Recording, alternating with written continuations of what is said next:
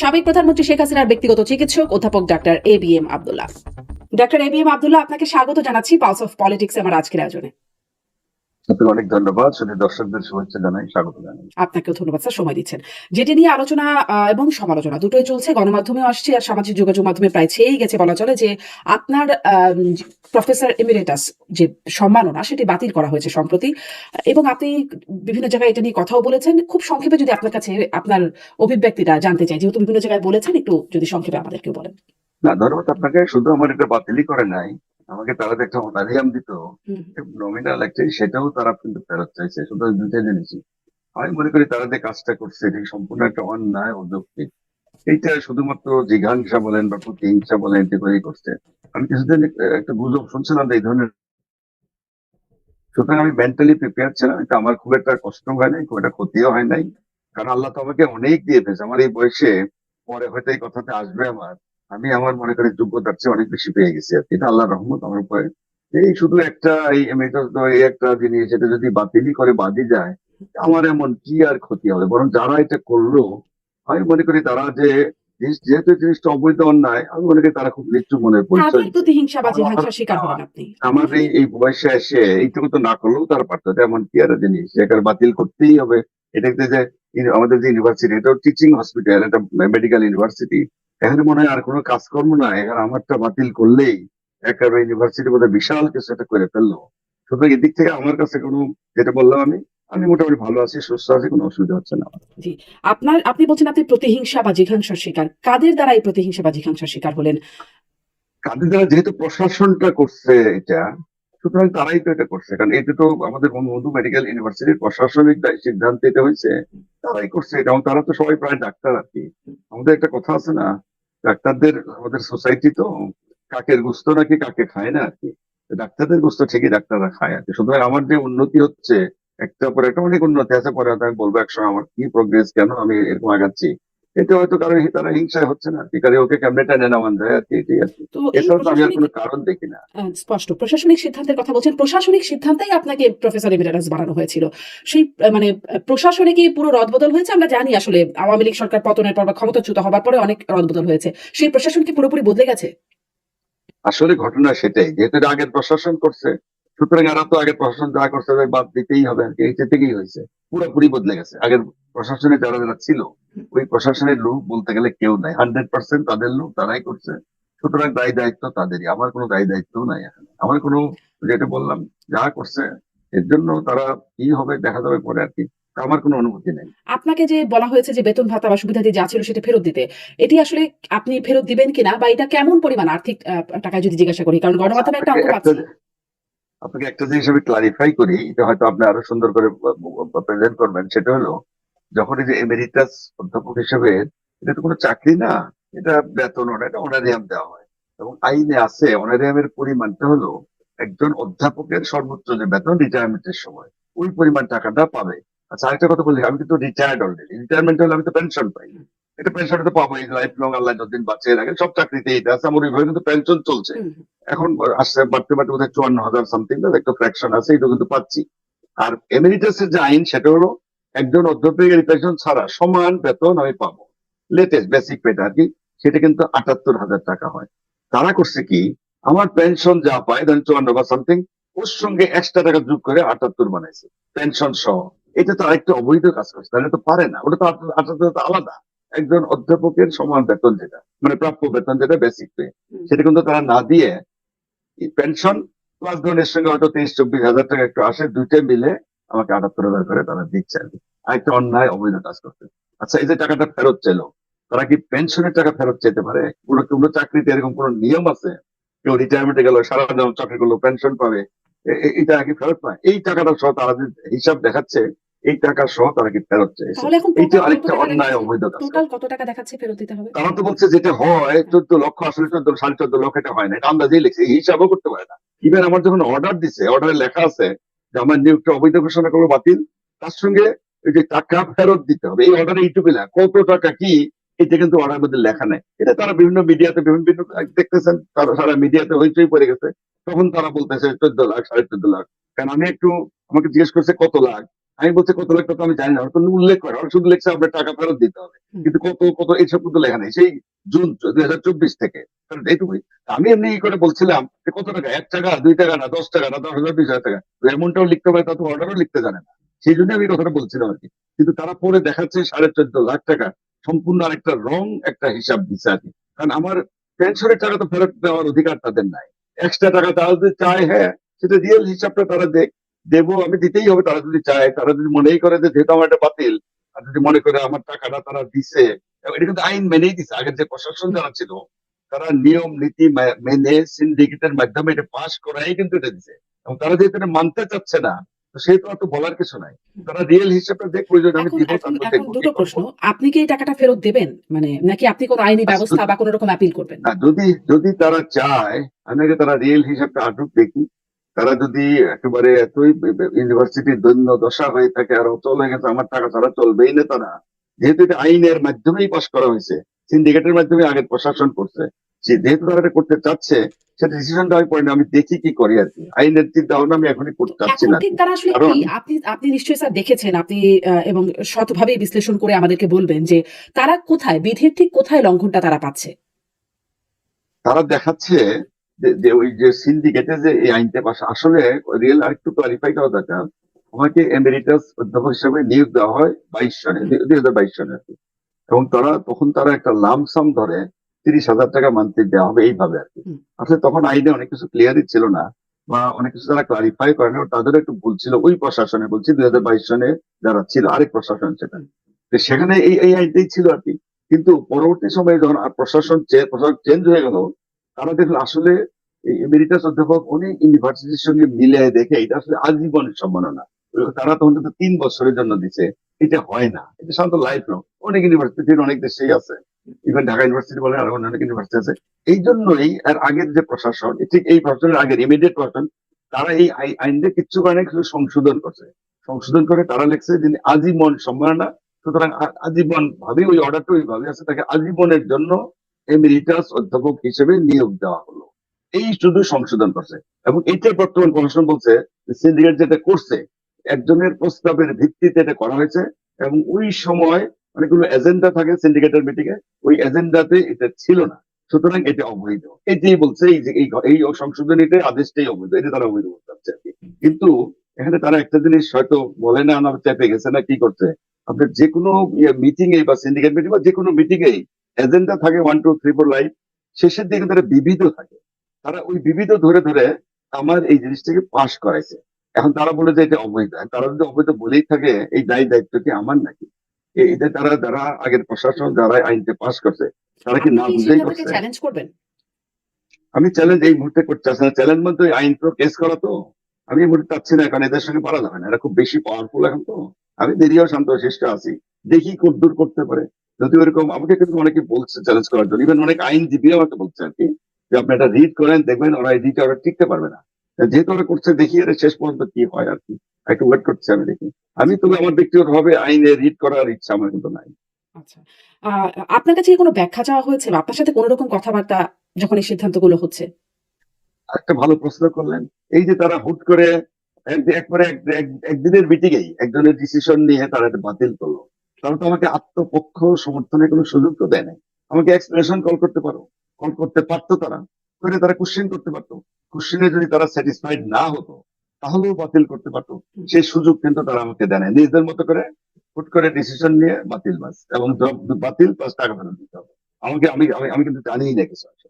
সুতরাং এই সুযোগটা কিন্তু আমি মনে করি এটাও জিনিসটা ঠিক হয়নি, অবৈধ হয়ে গেছে আমি মনে করি, এবং অনৈতিক বলেই আমার বিশ্বাস। কারণ আমাকে তো সুযোগ দিতে হবে। একটা আসামির কাছেও তো মানুষ অনেক সময় বা কত কেস কত কিছু থাকে, কিন্তু এক্সপ্লেনেশন কল করা হয়, এক্সপ্লেন কল করলে আমি জবাব দিতাম। হুম। জবাব স্যাটিসফাইড না হলে তারা বাতিল করতে পারতো। সে সময় সুযোগ কিন্তু আমাকে দেয় না। আচ্ছা। এখানে বিএমইউর বরাত দিয়ে পত্রিকায় লিখছে যে মানে কেন আপনার বিধি বহির্ভূত সেরকম একটা ব্যাখ্যা আছে এবং বলছে যে নিয়োগের পর প্রায় ২ বছরে আপনি নিয়মিত কর্মস্থলে উপস্থিত হননি, শিক্ষাদান করেননি এবং গবেষণায় সম্পৃক্ততার বিষয়েও প্রশাসনকে অবহিত করেন নাই। তবে নিয়মিত বেতন ভাতা উত্তোলন করেছেন। আম মানে এই অভিযোগটা সম্পর্কে আপনার বক্তব্য কি? আচ্ছা, এই দুটোর সঙ্গে প্রথম কথা বলি, বেতন ভাতা তো আমি উত্তোলন করি নাই। আগের প্রশাসন তারা আইনগত ভাবে সিদ্ধান্ত নিয়ে যা টাকা দিবে এই টাকাটা তো তারা ব্যাংকে পাঠাতে বলছেন, আমি তার চেকও দেয় না, বেতন টাকা তুলতে আমি উত্তোলন কেমনে করলাম, তারাই তো আমার ব্যাংকে পাঠাইছে, তো আমি উত্তোলন তো করলাম না। হুম, সেকেন্ড যে কথাটা হলো, এই বলে যেটা 2024 সন, তাই তো 2 বছর, হুম, হুম। তারা আগে কোথায় গেল? এই 2 বছরের মধ্যে এরা সময় পায় নাই? তারা আগে আমাকে এই যে কাজটা তারা করলো 2 বছরের মধ্যে, আগে করলো না কেন? 6 মাস 1 বছর আগেও করতে পারে নাই? এতদিনে আসে তাদের কেন এটা মনে হলো যে আমার এই কাজটা তারা অবৈধ? আগে হুঁশ ছিল না তাদের, এটা করতে পারে নাই? তৃতীয় কথা, তারা বলছে যে 2 বছরের মধ্যে আমি যাই না, এটা সম্পূর্ণ 100% এটা মিথ্যা কথা। আমি রেগুলার যেতাম, মাঝে যদি একদিন হয়তো কোনো কাজকর্ম থাকতো বা ধরেন হয়তো ছুটি ছাড়া যাই, আমি রেগুলার যেতাম। প্রথম কথাটা হলো, এমবিবিএস অধ্যাপক এটা তার সম্মানিত বোর্ড, দায় দায়িত্ব তো বেশি নাই, তার ফিক্স কোনো কাজ নাই, করতেই হবে তাকে তো না। যদি আইনেই আছে দেয়, যদি কর্তৃপক্ষ আমাকে ক্লাস দিতে বলে, রিসার্চের কোনো কাজ দেয় বা কোনো মিটিং বা এই ধরনের আমাকে কল করে, আমি যেতে বাধ্য, আমি যাইতামও। তারা এরকম ডকুমেন্ট দেখাতো যে তারা এরকম কোনো ক্লাস দিছে বা কোনো মিটিং হয়েছে বা রিসার্চের কথা বলছে বা ডাকছে আমাকে, আমি যাই নাই, এরকম যদি ডকুমেন্ট দেখাতো, আমি তো রেগুলার গেছি। ডকুমেন্ট দেখালে যদি না যাই, তাহলে না, তার ভাই তারা একটা মিথ্যা, আরেকটা কথা বলে, তারা আমার হয় কি, ওই একটা মিথ্যাকে সত্য বানানোর জন্য বারবার আরেকটা মিথ্যার অভিযোগ আনতেছে। এমনকি যে কথাটা বললেন, কোনো রিসার্চ করি নাই টরি নাই, আসলে রিসার্চ আমি করি না কেন? আমি আমার কাজ তো করেই যাচ্ছি। আমি জানেন, আমি এই পর্যন্ত মেডিসিন রিলেটেড 7টা বই লিখছি, এবং 7টা বই সবগুলো ইন্টারন্যাশনাল পাবলিকেশন, দিল্লি থেকে হয়। আমি রেগুলার আসতাম, আমার বইগুলো তো রিভিশন করতে হয়। আমি বাস কয়েক মাস আগেই কিন্তু আমার short case and clinical medicine প্রথম বই আমার এটা নিউ এডিশন করছে, আরেকটা বই এডিশন হয়ে গেছে প্রায়, ইসিজি ইন মেডিকেল প্র্যাকটিস, এটাও টেক্সট বই, সবাই পড়ে। আরেকটা হলো রেডিওলজি ইন মেডিকেল প্র্যাকটিস, আরেকটা, এরকম 7টা বই আমার আছে। আমি রেগুলার এসে কাজ করতাম, এবং আপনাকে একটু বলা এটা উচিত কি মনে এটা হয়। কি আপনি প্রশাসনকে অবহিত করেছেন? কারণ এটা মানে প্রশাসনকে অভিযোগটা তো হচ্ছে প্রশাসনকে অবহিত করেন নাই। আমি বই লেখার তো একদম নতুন নয় তো, আমি তো বই শুরু করছি সেই 1998, যেগুলো আমি এডিশন চেঞ্জ হুম, করতেছি। প্রশাসন তো না জানে, এটা আমার তো দায়িত্ব না তাদেরকে জানা, এটা আমার পার্সোনাল বই, হুম, কিন্তু ইন্টারন্যাশনাল এডিশন হয়। এবং বললেন এই এটা নতুন তো না যে আমি এখন করছি, প্রশাসনকে জানানোর মতো তো কিছু না তো। প্রশাসন তো জানে বলেই আমার বিশ্বাস, কারণ এখানে এই বইগুলো আমাদের দেশে 100% মেডিকেল স্টুডেন্টরা কিন্তু পড়ে, হুম। Even subcontinent everywhere, India, Bangladesh, Pakistan, Bhutan, আবার সবাই বিভিন্ন দেশ, মিডল ইস্টের দেশে পড়ে, ব্রিটিশ ওরিয়েন্টেড অনেক দেশ, নতুন কিছু না। আরেকটা কথা বলি, আমি কিন্তু রেগুলার পত্র পত্রিকা লিখি, হুম, বাংলায় লিখি, স্বাস্থ্য স্বাস্থ্য বিষয়ক এবং সাধারণ মানুষকে স্বাস্থ্য সচেতন করে তোলার লক্ষ্যে আমি লিখি। এগুলি কম্পাইল করে লেখাগুলো, আরো 3টে বাংলা বই আছে আমার কাছে, এখন তো 10টা বই হয়ে গেছে, 7টা মেডিকেল রিলেটেড, 3টে বাংলা। এমন বইগুলো কিন্তু ওয়েল অ্যাকসেপ্টেড, সাধারণ মানুষ, সাধারণ পাবলিক, হুম, জনগণকে সচেতন করে তোলার লক্ষ্যে বাংলায় লেখালেখি করি, এবং তারা কিন্তু খুব মানে ভালো একটা গ্রহণযোগ্যতা কিন্তু পাইছে। সুতরাং এটা আমার একটা বিশাল অ্যাচিভমেন্ট। আমি কাজ করি না কেন, এগুলোকে আমার এমনি এনে ঘোরার দিন থেকে আকাশ থেকে উঠে আসে, আমি রেগুলার যাই। ইভেন আমি শুক্রবারও গেছি, অনেক ছুটির দিনও গেছি, শুক্রবারে যাইয়ে আমার যেদিন সুযোগ হইতে যাইতাম। জুম্মার নামাজ আমাদের এই হসপিটালের পাশে বিশাল মসজিদ আছে, রেগুলার কিন্তু আমি রেগুলার মানে আমি যখন যাইতাম জুম্মার নামাজ কিন্তু এখন করছি, মাঝে মধ্যে বিকেলে যেতাম, রাত 8টা 9টা পর্যন্ত কাজ করতাম। তা আমার তো আর এমন না যে হাজিরা খাতা আছে, হুম। ওইরকম তো কিছু নাই। সুতরাং এরকম ডকুমেন্ট তো আমার নাই, দেখানোর তো সুযোগও নাই, কিন্তু আমি যেতাম তো, আল্লাহ তালা তো সাক্ষী আছে, কত লোক আমাকে দেখছে না। আর আমি তো একা যেতাম না, আমার অ্যাসিস্ট্যান্ট ডাক্তার একজন ছিল, ওরা যেত, একসাথে কাজ করতাম। তো সুতরাং আমি যাই নাই যে এটা তো সম্পূর্ণ এই যে এত একটা মিথ্যা জি, অভিযোগ। একদম স্পষ্ট যে মানে সবখানে আপনার বই পড়ে আমি এবং আসলে এখন ডাক্তারদের সাথে কথা বললেই জানা যায় যে বেশিরভাগই আপনার ছাত্র। এই যে এখন যারা প্রশাসনে আছে, আপনার ছাত্ররা কেউ নাই যারা আসলে সিদ্ধান্তগুলো নিচ্ছে? আছে, প্রয়োজন আছে। আচ্ছা। আছে, সে হয়তো নিজে থেকে বা অন্য কোনো কারো চাপে পড়ে এসব করছে কেন, তার প্রশাসনের ক্ষমতায় তারা তো, হুম, ওটা এ তো এক ব্যক্তি না, কয়েকজন মিলেই করছে এটা। হুম, আরেকটা কথা আমি এখনই বলে রাখি, আমরা যে ইউকে থেকে প্রকাশিত মেডিসিনের যে স্ট্যান্ডার্ড টেক্সট বই, যে বইগুলো সবাই পড়ে, all MBBS student, FCPS, MRCP, বা আমাদের বাইরে এমডি স্টুডেন্ট যারা, পোস্ট গ্রাজুয়েশনের সবাই, আন্ডার গ্রাজুয়েট সবাই পড়ে। ডেভিডসনস মেডিসিন যেটাকে বলে, Davidson principles and practicing medicine, আর একটা কুমারন ক্লার্কের ক্লিনিক্যাল মেডিসিন, 2টা বই, টেক্সট বই, সবাই হুম, পড়ে, আমরা পড়ছি, সবাই পড়ছে। এই টেক্সট বোর্ডের, ইন্টারন্যাশনাল অ্যাডভাইজরি বোর্ডের আমি কিন্তু মেম্বার। এই নিউ এডিশন যেটা হলো, এটার ব্যাপার, এই দুইটাই এবার, আগেরও ছিল, এবার হয়ে গেল। এগুলো আমার অ্যাচিভমেন্ট না, এগুলো আমি কি কাজ করছি নাকি এমনি এমনি হচ্ছে, তারা তাদের জন্য তারা বলতে পারে যে আমরা এই কাজ দিচ্ছি, আমি করি নাই, নেগলিজেন্সি করি, এরকম যদি কিছু তারা দেখাচ্ছে না, কোনো ডকুমেন্ট তাদের কাছে আছে কিনা, এরকম বললে না, আন্দাজে একটা ভুয়া ছেড়ে দিল।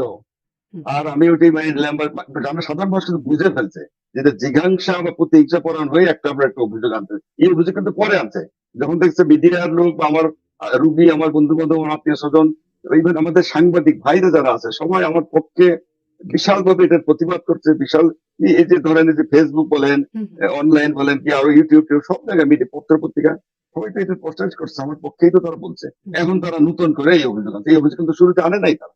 তো ওটা আনতে পারতো। ওই একটা মিথ্যাকে সত্য বানাইতে গেলে আরো 10টা মিথ্যা কথা বলতে হয়। এই কাজটাই কিন্তু তারা করছে এখন। আচ্ছা।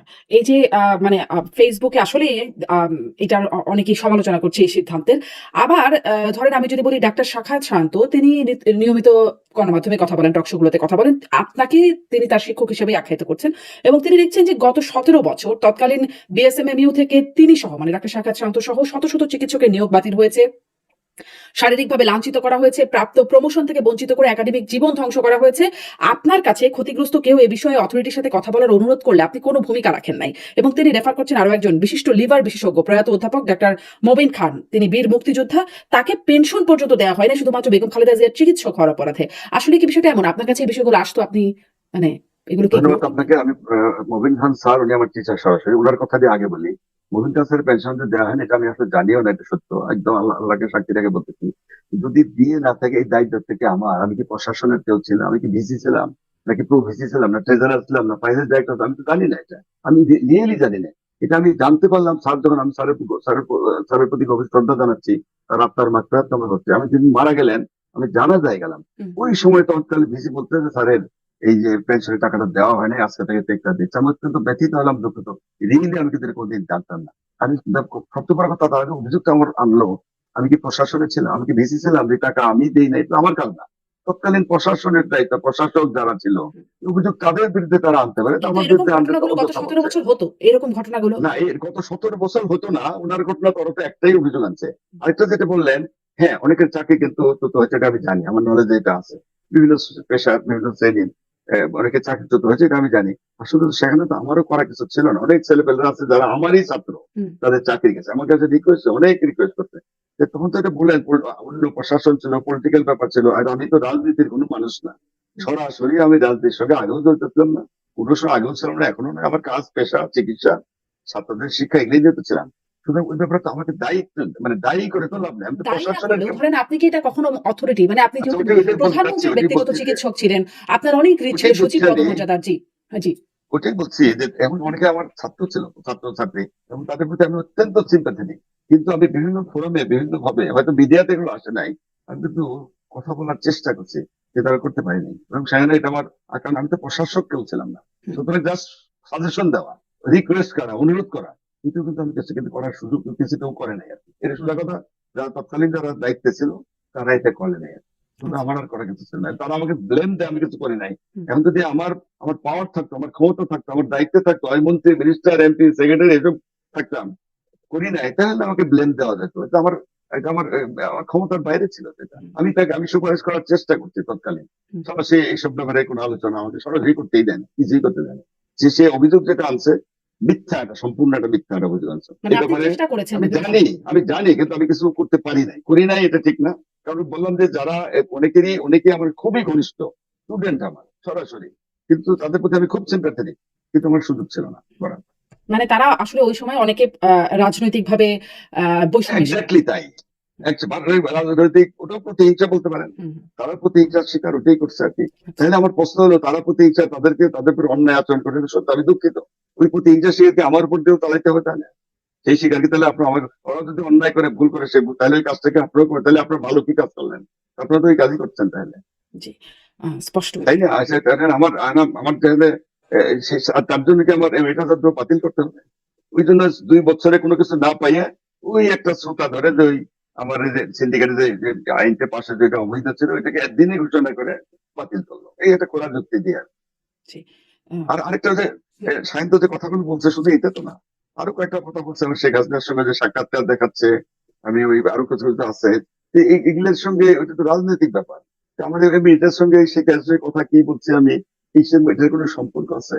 অর্থাৎ তারা আমাকে কোনো যুক্তি না পেয়ে দেখাচ্ছে, আমি শেখ হাসিনার সঙ্গে, যেহেতু আমি শেখ হাসিনার ব্যক্তিগত চিকিৎসক ছিলাম, সুতরাং ওইটাও তারা যুক্তি খাড়া করতে, ওই জন্যই আমাকে নাকি এমএরিটাস অধ্যাপক দিতে। অথচ এদিকে একটা যোগ্যতা হতো। আর একটু আগে যে আপনাকে বললাম আমি, এটা কি যোগ্যতার মাপকাঠি হতে পারে? প্রধানমন্ত্রীর চিকিৎসা হলে নাকি আপনারা শুধু তাকে ওই এমএরিটাস যোগ্যতার অধ্যাপক জন্যই দিতে? আপনাকে প্রধানমন্ত্রীর ব্যক্তিগত চিকিৎসক করা তারা হয়েছে? এটা বলছে, এটা আমার যোগ্যতার উপর তার ব্যক্তিগত চিকিৎসক নিয়োগ করছে, এটা সত্য। হুম। কিন্তু তারা বলতে চাচ্ছে প্রধানমন্ত্রীর ব্যক্তিগত চিকিৎসক ছিলাম বলেই আমাকে এমএরিটাস অধ্যাপক বানাইছেন। বেসলেস। আমারই কোথাও আছে এরকম প্রধানমন্ত্রীর ব্যক্তিগত চিকিৎসক হিসেবে আমাকে নিয়োগ দেওয়া হয়েছে? কোথাও এরকম আছে? আমার যোগ্যতা, আমার দক্ষতা, এগুলো দেখেই তো দিছে। জি। আমার যোগ্যতা 2টা পয়েন্ট আপনাকে বলতেই হয়। আমি তো ধরেন কত বছর, অনেকদিন হলো ডাক্তারি করি না, প্রায় 50 বছরের কাছাকাছি। আমি আমার অসংখ্য রোগী দেখছি, কত রোগীর আত্মীয় স্বজন ভাই বোন সব দেখছি।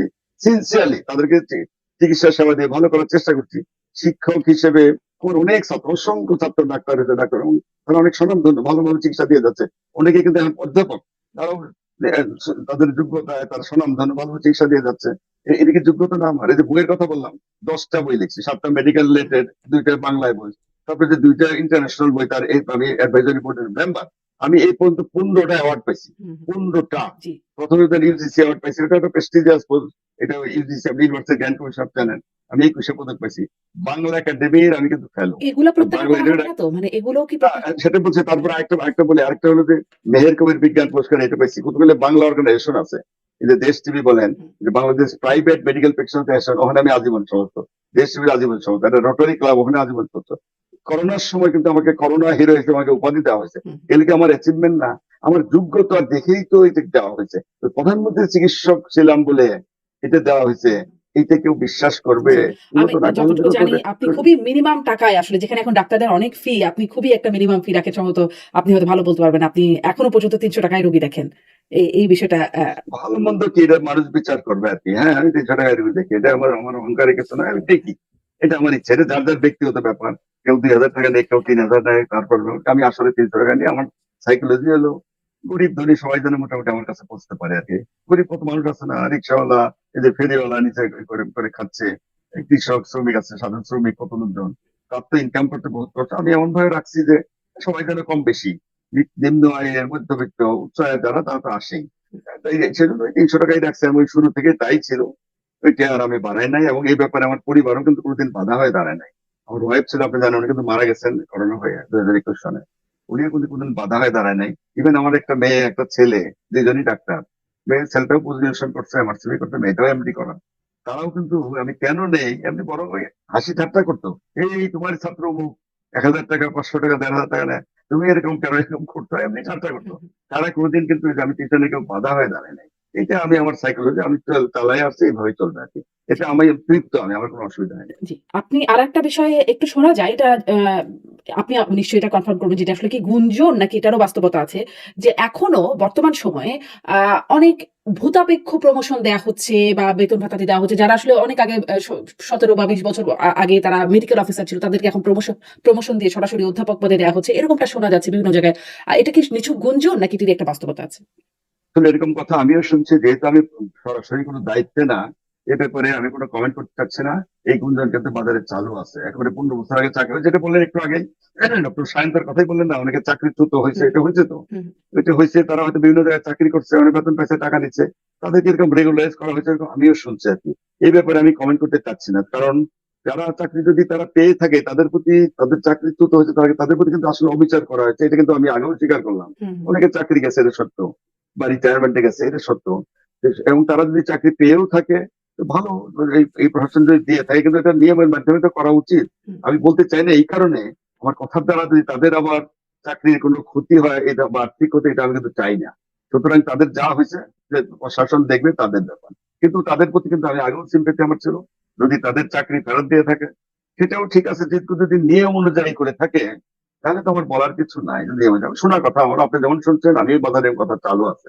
সুতরাং তারপর আমি বলবো যে তাদের বিরুদ্ধে, যেহেতু তাদের হয়ে যদি থাকে, আমি এমন কিছু বলবো না যে তাদের জন্য আমার কথার দ্বারা আবার ক্ষতিগ্রস্ত না হয়। তারা আছে, ভালো থাকতো না, দেখা যাক। জি। কিন্তু সেটা আইন অনুযায়ী যদি হয়ে থাকে। হুম।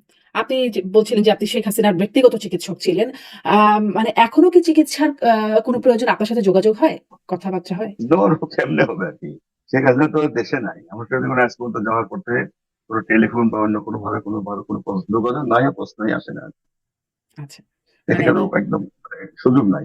মানে আপনার এইটা কি জানবার কোনো সুযোগ হয় যে মানে কথা হয় না, আপনি স্পষ্ট করলেন যে তার আসলে সুযোগ শারীরিক অবস্থা মানে কেমন? কারণ এটা এখন অনেক আলোচনা যে তাকে সরাসরি দেখা যায় না। মাঝে, মাঝে তার কথা শোনা যায়। তিনি ৭৮ বছর বয়সী একজন নারী। আ আ মানে বয়স্ক তো বটেই।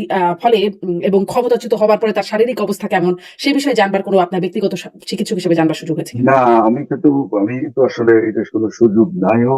তার ব্যক্তিগত কি অবস্থা আছে আমি কিন্তু আসলে জানি না। যতটুকু মাঝে মধ্যে মিডিয়াতে যতটুকু শুনি, দেখি, বা আপনারা যতটুকু দেখেন, ওইটুকুই আর কি। এর বেশি কিন্তু আমার নলেজে কিছু নাই আর।